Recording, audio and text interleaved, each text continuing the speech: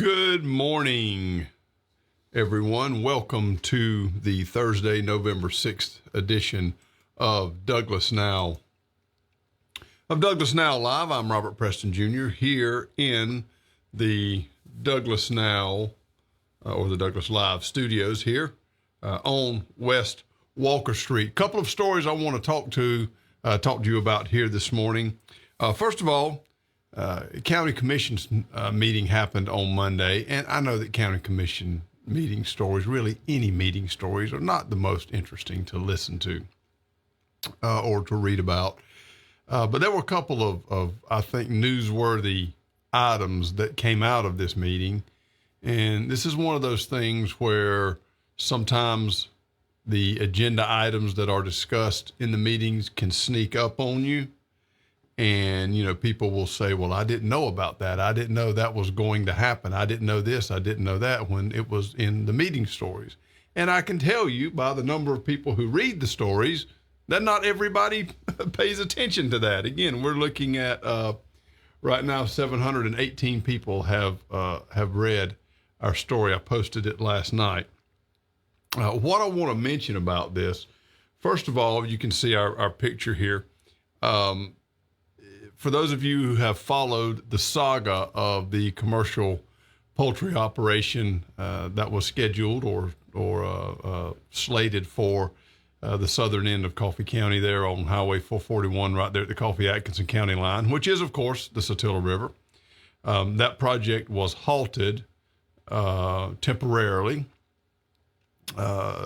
maybe a month or so ago, but it's not dead.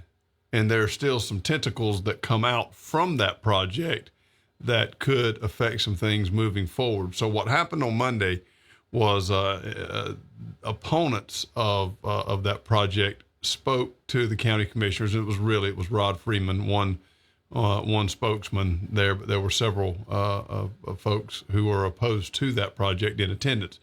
He spoke to the county commission and gave about it was about 6 minutes worth of remarks, asking the county on behalf of the opponents, the Satilla River Keeper, and other folks who have an interest in the project, to put a 90-day moratorium on any new chicken house construction. Now, when I say new chicken house construction, what I mean is unpermitted chicken house construction, because there are people who are rebuilding chicken houses that were lost in the storm, people who have already applied for building permits, who have those in place.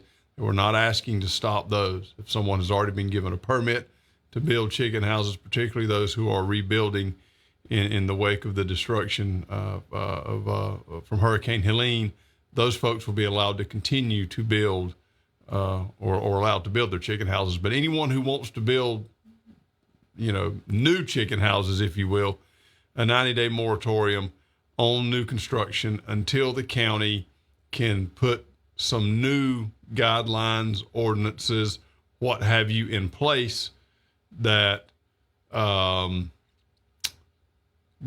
is the wrong word. I don't like that word. The oversee, regulate, again, don't really like that word either. The poultry industry here in Douglas and Coffee County. Now, what Mr. Freeman said was that he wanted to, and his supporters wanted to make sure that the county balanced the rights of farmers and to recognize the importance of agriculture and the importance of the poultry industry in our community, to balance that with the rights, the protections, the what have you, of neighboring landowners. And in particular, he asked that there be some type of language in the chicken house ordinance prohibiting a commercial operation. And that's what this project that we're talking about would be. 60 houses on that 1,000-acre tract of property would be a commercial operation. And that's unusual here in our community. We don't have that. We have some farmers who have a lot of chicken houses. We have farmers who have chicken houses on multiple tracts of land, but we don't have any any farm of that size. In fact, this would be the biggest farm east of the Mississippi River, I do believe. So this project that got halted was a significant commercial poultry operation, and what some folks here in Coffee County would like to see is something like that not be allowed here. 6, 8, 10, 12, 14 chicken houses would be acceptable, but to start getting into that commercial that commercial category would be something else entirely. So that's what Mr. Freeman said. Another quote of his: "One of the most important factors in zoning is scale. Scale determines property values, taxes, the need for infrastructure, and the pull on resources. It matters in emergency responses, on environmental impacts, and funding. Scale matters. Our rural farmland should not be used for industrial uses, regardless of the category it's labeled under," he said. He also added, "We believe there's a balance where the poultry industry can thrive, but not at the expense of neighbors and our precious natural resources. Population growth and the loss of land for agricultural purposes in Georgia have emphasized the need for carefully designed zoning ordinances to protect farmers, as well as providing a blueprint for the long-term growth and viability of our communities." As he concluded, he said, "We hope this board will enact a temporary moratorium for 90 days to hear from their constituents and experts to provide zoning ordinances that keep our county moving forward. Just a few pages of revised ordinances would keep your constituents from spending hundreds of thousands of dollars to avoid what those few pages could do." Now, what's interesting is the county's chicken house ordinance, if you will, is about one sentence long. And basically it says if the property is zoned agriculture, and if you're able to provide a 200-foot buffer between the chicken houses and the adjacent property, then you can build a chicken house. There's no language regarding how many chicken houses you can put on the property, anything like that. Now, where you can get into chicken houses being rejected is if you have to rezone property to agriculture, and then that's where the county would get involved. But one of the reasons the county commission didn't say a whole lot about this 60 house project is because the property was already zoned agriculture, and they were able to provide the buffer between the chicken houses and the neighboring property. So it wasn't something that the county would really get involved in, or something that the county could stop. And that's what Mr. Freeman and his allies are asking for, is a more comprehensive, in-depth, and detailed set of guidelines that oversee and regulate and monitor the building of chicken houses in our community. Now, this was the last agenda item. It happened at the very end of the meeting, and the commissioners did not say anything at all. Once he was done, they said, "Thank you very much for your time," and then they adjourned the meeting. So they didn't say on the record publicly whether they thought this was a good idea, bad idea, how seriously they're going to consider it, see if there's any other appropriate language that they need to add to the current ordinance. So again, this doesn't mean that there's going to be a 90-day moratorium. It doesn't mean that there's going to be a 45-day or any moratorium. This is what Mr. Freeman and his supporters asked for. And it remains to be seen if the county will take that into consideration. So, but I think that's important to know, that it's being discussed, and I think everyone needs to know that, whether you support that 60 house project or not, whether you're involved in agriculture or the poultry industry or not. I think it's something that people need to know, and people need to talk about and be prepared for if, in fact, something does come down the line. And again, the county did not say one way or the other whether they would consider that or whether they thought it was a good idea. Another item on the agenda at the county commission meeting, and this is something, again, I think that might get buried in the story that people might want to know about. CT Realty Investment Group brought a revised rezoning request to the county commission. Now, if you follow county commission meetings and you follow some of this stuff, you might remember that back, I believe, in August of last year, the same folks brought a rezoning request before the commission to rezone 142.1 acres on Cheney Road, which is on the western end of Coffee County, headed toward Ambrose there on that Highway 32 corridor. Wanted to rezone that so they could put an asphalt plant on that property. There were several people who went to the meeting who spoke against it. They didn't like the idea of that entire tract being rezoned and what an asphalt plant on that piece of property could do in the area and to the neighboring, to the adjacent property owners. So the commission rejected that.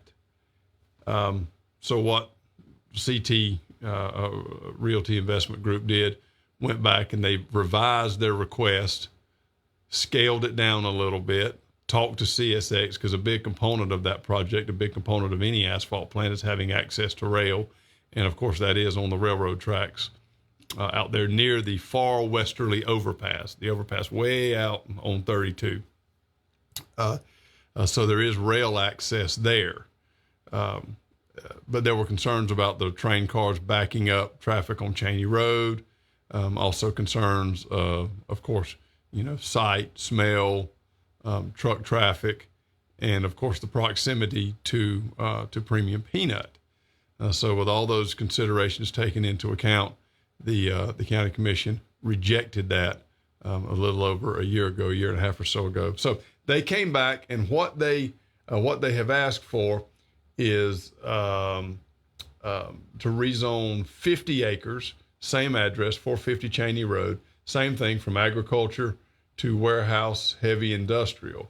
Matt Seal, the CEO of the Chamber of Commerce and Economic Development Authority, spoke on behalf of the project, and he said that the developers have gone to great lengths to resolve the issues that folks who live in the area raised back in August of last year, and they feel like they've come up with a good plan. It's on a much smaller tract, 50 acres instead of 142, and think that they'll be able to do that with minimal interruptions to and aggravations for the neighboring property owners. Now, this was a first reading, so the commission did not take action. If anybody's seeing this, or you're going to talk to folks and say that they approved it, it has not been approved.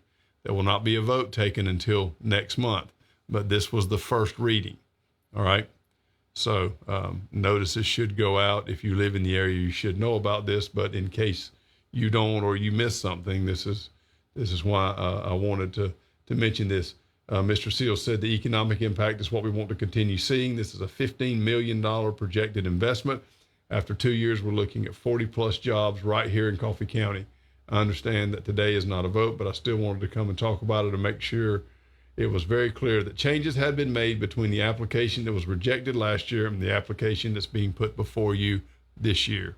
So again, that rezoning request is back on the table, but changes have been made. It's on a much, much smaller scale. Instead of the whole 142 acre tract, now it's 50 acres.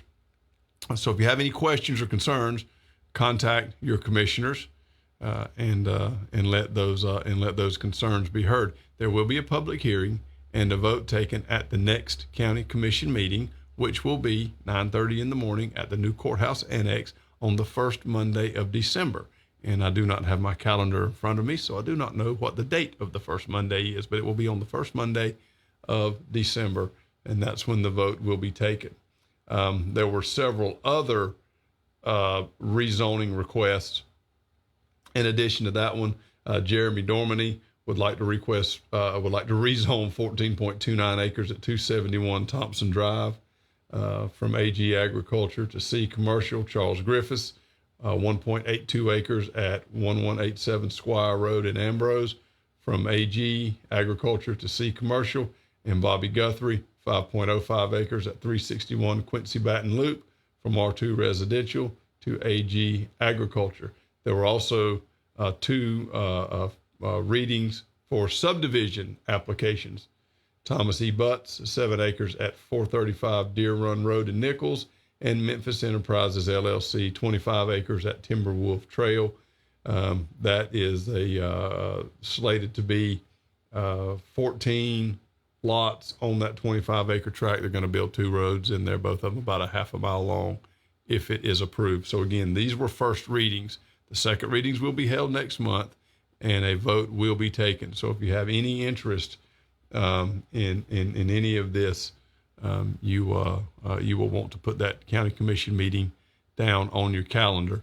And if you would like more information, contact your county commissioner, and he would be more than happy to explain that to you. That's what they get paid the big money for, is to answer questions and take phone calls and that kind of thing. That's a little county commission news. So again, a lot of rezoning requests, going to end the year with much, much more than the usual end of year fare. All right. But there's also more in that county commission story. There were other things the commissioners did as well. So if you would like to know exactly what happened, go to DouglasNow.com. Take a look at the county commission story. One thing I want to mention, been on the phone about this morning, talked to some people yesterday. If you followed our election on on Tuesday, you may remember that in Nichols, there is a 1 vote difference between the two candidates. Incumbent Mayor Tamon Frost has a 1 vote advantage over Ronnie Birch, 159 to 158, I believe. Now, what happens if you have a 1 vote advantage like that? Depending upon the race and depending upon how many people vote in a particular election, there are some guidelines that allow for an automatic recount if the top 2 vote getters are within a certain percentage of each other. That does not apply in this case. So there is no automatic recount that kicks in. Now, a candidate can request a recount. If a candidate requests one, then there will be a recount conducted. Also, the Secretary of State's office could request a recount, in which case a recount will be performed. Right now, neither one of those two things have happened. So there are not any plans to perform a recount in that election. I do know that the election officials are working again to find out exactly what the steps are in the event that something like this happens. Now, if you remember, we showed right here on our desk cam where our voter sticker is, we showed a copy of the printout that we get from the elections office. You may recall that under the mayor's election, there was at the bottom a line that said 1 unresolved write-in vote. Okay. And a lot of people are asking questions. What's the deal with that write-in vote? What does unresolved mean? When are we going to find out who the write-in vote was for? Well, here's the deal. It doesn't matter. That unresolved write-in vote will make no difference in the outcome of that election. A lot of people don't realize this, but there's a process that you have to go through in order to be a legitimate write-in candidate. Okay? You just can't write people's names down. Let's say, I've got family in Nichols. Let's just say my family up there said, look, everybody write my name in on election day. And he got, 170 people to write his name in. He's not going to win the election because he's not an official write-in candidate. You have to file paperwork. There's some steps that you have to complete in order to be a write-in candidate. It's not that you just write your name in on the voting machine and you get a vote. All right. And no one went through that process for the mayor's election up in Nichols. Nobody went through that process for any other election. So whatever was written down, and it could be anything from Mickey Mouse to Joe Biden to pick a name. I'll tell you what's funny. If you go back and look at the old, some of the old elections here, Walter Jardine used to get votes in every election. Walter Jardine. And it was fun. I mean, and people would get together and they would do that. It was kind of a joke among certain people to write Walter's name in, but he'd always get 10 or 12 votes in every election. If there were enough votes for Walter or anybody else written in, it wouldn't count. So it doesn't matter if the unresolved write-in vote was for Mayor Frost or for Mr. Birch. Probably not. All right. If you're going to write in a candidate like that, you're probably not going to write in the name of someone who is already on the ballot. So it's probably somebody else. It could be, Mickey Mouse or something like that. And there are a lot of those. Mickey Mouse gets a lot of vote in every election. We used to get a ticker where we could see all those write-in votes, and you could see the names of people who get votes. So that one unresolved write-in vote is going to have no effect at all on the election. It doesn't count. So if you would like to get in an election as a write-in candidate at any point in any future election, you have to go through a process at the elections office to get your name on the ballot as an official write-in candidate. That did not happen. So that ballot is not going to count. Now, could there be provisional ballots that are still outstanding that have not been counted yet? There are provisional ballots in each and every election, all right? And there are several different categories of provisional ballots. In speaking with the election office this morning, we do not yet have any provisional ballots for the Nichols mayor's election. All right. So, but there's still a possibility that some provisional ballots could come in between now and tomorrow, and the election will not be certified until tomorrow. So there's still 24 hours, give or take, for provisional ballots to be received. And again, it's a little complicated process of what constitutes a provisional ballot. But right now, as things stand, it appears that one vote advantage that Mayor Frost has over Mr. Birch will likely stand up. Again, in talking with other election officials yesterday, some election board members, they're very confident that they have the accurate number. And there are some indicators that you can look at, some consistencies within the vote counting process that will show whether or not there were any glitches in the system or any abnormalities of any kind. And there are none. Everything is pretty consistent. It looks like at the moment that this is one of those election quirks where one vote could decide that election. But again, we won't know until tomorrow, and we're still waiting on a clarification of some information if we need to do a recount. Although I have been told, because of the process that we went through, because of the system of checks and balances that we have when we count our votes, there were no red flags thus far. So if we do a recount, our election officials are expecting the recount to show exactly the same as it did on election night. And I've also found over the years of covering elections that when recounts are done, that many times the most accurate numbers are those numbers that you get on election night, unless there are provisionals that come in. And if you're wondering about the provisional ballots, there are provisionals in every single election. And there will be provisionals in this election, although there may not be any specific to the mayor's race. But what usually happens is, if somebody wins an election by 2,000 votes and you've got 50 provisional ballots, it doesn't matter. That's not going to make a difference. But this is one of those rare cases when a provisional ballot could, in fact, affect the outcome of the election. So we're still waiting on a little clarification on that. But, if you forced me to make a prediction right now, I would say that I believe that one vote advantage is going to hold up. Now, we're not calling the election. We won't be able to do that till tomorrow. But it appears, unless there are some provisionals that show up, that's about the only way that outcome is going to change. we always talk about one vote counts. One vote counts. This is a situation when one vote counts. We've seen it before. School board election many, many years ago. I believe it was Billy Clyde and Drew Tanner. Am I right on that?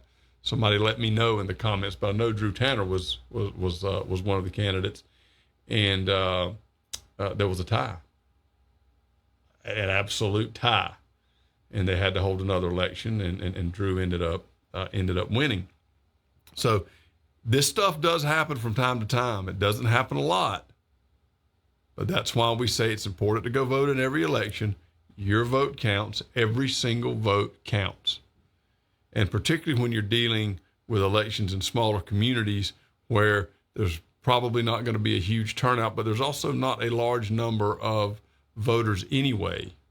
The smaller the sample size, the more likely of something like this happening. And when you're dealing in, races in a ward or a district or, a smaller community, these kinds of things can happen. So yes, every vote does count and every vote is important. But right now, based upon everything that we've seen, it appears as that one vote advantage will hold. We'll find out a little bit later when we get an accurate idea of if there are any provisionals, and then of course if there are any recount requests or anything like that, we'll let you know. So this story is continuing to develop. I guess while I'm sitting here saying that it will probably hold up, it's also important to note that the election is not over yet. That one remains unresolved, and you've got folks working to try to find out exactly what happens next, because this doesn't happen very often. So it's an interesting development, and of course we're going to follow it, and we will let everybody know once we have an answer to these questions and once that election is called and is certified. One thing I want to mention very quickly as we get out of here, we posted something, I believe I posted it this morning, and it was something the school system sent me. Eagle Lake Bone Pickers support Coffee High Wrestling, and it's a graphic. It's not anything super significant. It's a donation that the Eagle Lake Bone Pickers, if you're familiar with them, it's a group of folks who get together and they raise money and they make contributions to various organizations around Coffee County. It is very similar to Rotary Club, Lions Club, that kind of thing, but it's a little more informal. It's, I call it an unofficial civic club kind of thing.